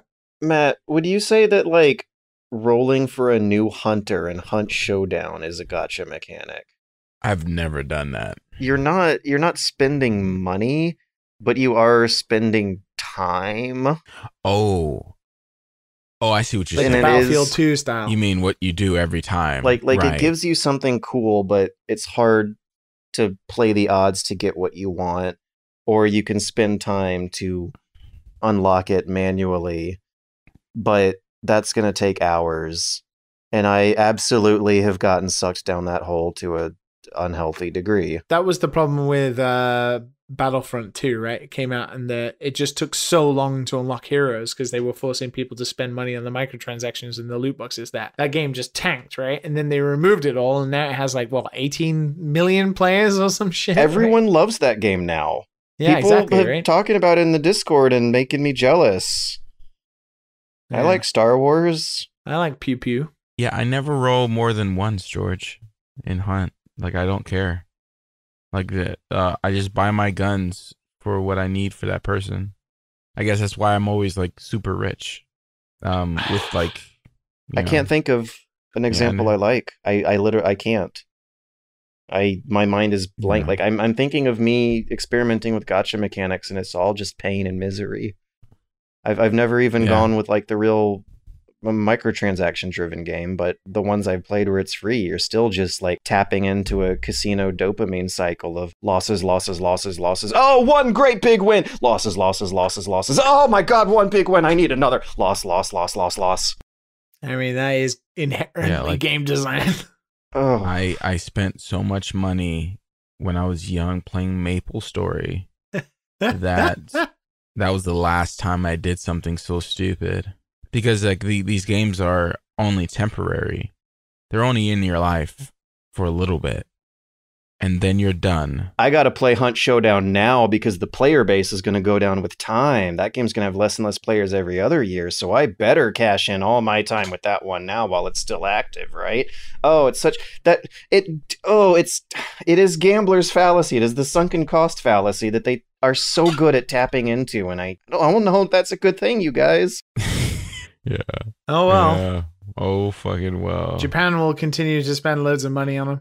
Contrail from Discord says, how have your tastes in media changed over time? Were you disappointed revisiting something you used to love, or maybe were you pleasantly surprised by something you didn't expect to like? I always love the latter. I love being surprised by something I thought I didn't like. I love that. It happens a lot more as you get older as well. I think it's just the same as anything. Tastes change. You know, when Minecraft was first coming out, I was like vociferously angry about survival, crafting, open world type Minecraft survival-esque game loops, and now it's something that I've quite grown accustomed to enjoying as like chill podcast game experiences. Do you remember, Matt, on TOVG? Like I did not get podcast gaming, and now I do. Love it. I think, you know, your taste just changes over time, and you'll be surprised when you go back and you're like, oh man. It's like, you know, when you're younger and your parents listen to music or watch TV and you're like, how could anybody like that? And you get older and you're like, oh, no. I get it. I get it now. I think I grew to like stupid sandbox Minecraft survival loop games at the same rate I grew to no longer have the patience for JRPGs. Yeah, exactly. That's something I think about all the time. I think about, you know, I much prefer shorter, tighter experiences than I would be playing a Final Fantasy game or, you know, a really long RPG, which when I was a kid, that would be my wheelhouse. My music has changed. The stuff I listen to has deepened. I just find myself listening to all kinds of things as I get older. Going back to things I didn't listen to. Like realizing bands that were out at the time when you were like in college and stuff, and you're like, they suck. And then you listen to them 10 years later and you're like, oh, damn. Like, damn, I was missing out. Yeah. Damn, I was an idiot for only listening to metal. Damn. But you're like in such a mode back then, in a mind frame back then, and you just don't even realize. There is a moment how you can connect with the song. There is like a moment you have to give yourself up, right? You have to stop being embarrassed, like by things, and just be like, I like this. You know, like one day it'll just happen, and you're like, I like what I like, and nobody gives a shit. This is what it is. Hey, nobody cares. Yeah. I like K-pop. Who cares? You know, I like cooking. Who cares? I like reality TV. Right? Who cares? Yeah. Yeah, exactly. Listening to some of the corny shit or whatever like that. It's like, oh man, you know, like putting on like "Toxic" by Britney Spears and jamming to that like every once in a while. You know, like oh shit, Toxic. You think? Yeah, like so like while you're still developing your identity, that there's some kind of value in hashing out a specialization that makes you special. I think that's much more apparent when you're, you know, younger, right? You want to stand out and you want to be known as something. But as you get older, I feel like you just become a lot more comfortable with yourself, right? You give less fucks. You give less fucks, but you also become a little, I think, you know, maybe more, some people more than others, but you just become comfortable in who you are. Not maybe necessarily your outward work or whatever, but you as a person, you're like, hey, I want to listen to Britney Spears while I'm cooking. Who gives a shit, right? Like, you know, who's going to judge you when you're in your own home? And tastes do change. And, you know, I think it keeps on changing as you get older, no matter what. I also think empathy might have something to do with it. As you meet more people and go through more human experiences, maybe Britney Spears won't seem like such an idiot after you realize what fame does to people. Well, that is the hot topic right now, isn't it? Yeah. Tastes change. Enjoy. Yeah. One day you like something, next day you don't. You'll have a good time. But that just means you're growing. Honestly, if your tastes aren't changing, then that might be a bad sign. Yeah. Might be. So Miranda's ass shouldn't bother you. Just saying. Taste change, man. I wonder who had that taste. I think I have to wonder that hard. Apparently young guy developers. Who's still or old. We're old now. But the gamers, they don't change. Gamers, old white men. Oh yeah, let's have this angle. It's like, dude, calm down, bro. Don't you got a wife? Wow. Yeah, but they grew up on 80s comic books where every woman's ass cleavage was lovingly rendered. Liam in the background is like, wrap it up, boys. Jesus Christ. It's nearly half 2 in the morning. We're talking about Mass Effect ass again. Come on. Well, that's as good a cue as any, right, guys? Just fucking wrap it up. We're done. We're out of here. We're out of here like Miranda's ass. Bye.